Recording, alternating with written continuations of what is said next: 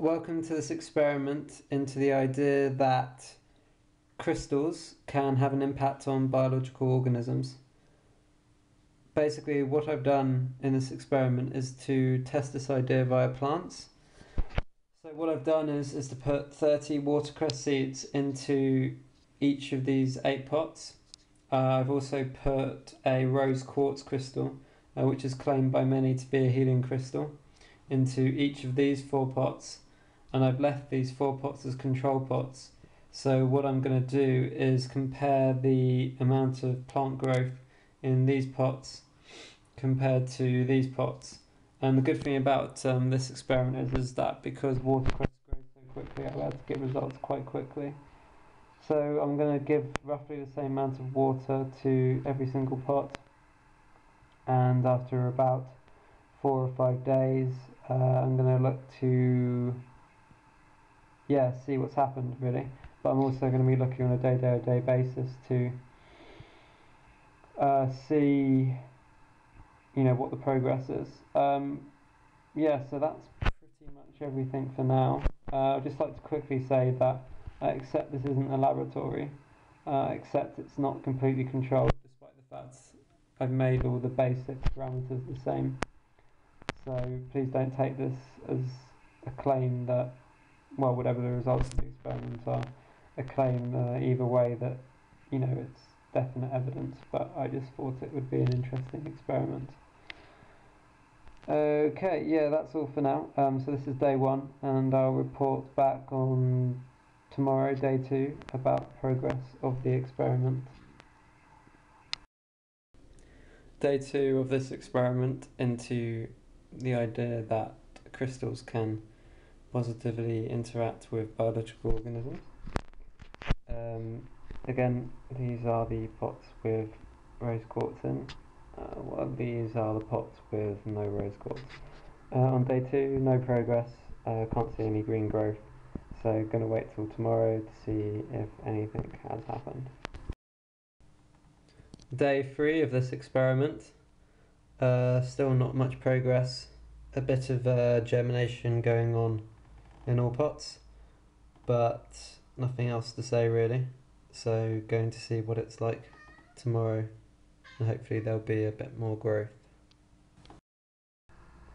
This is the 4th day of the experiment. There is now some green growth in all of the pots, but as of yet nothing significant.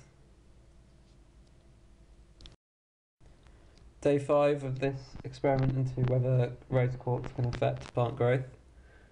There's good plant growth in all of the pots now, apart from this one, which seems to have gone wrong in some way, so we'll discount it. As you can see, there isn't really a difference between the pots on this side and the pots on this side. What I'm going to do is end the experiment today. I'm going to pull them out, and we can then have a visual comparison, basically with the plants out side by side, and see if there is any difference at when at a more detailed level.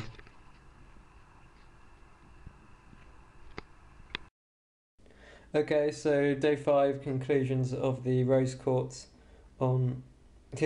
crystal on watercress growth experiment. What I've done is I've pulled out the seedlings from all of the pots, and I've set them side by side in the comparison.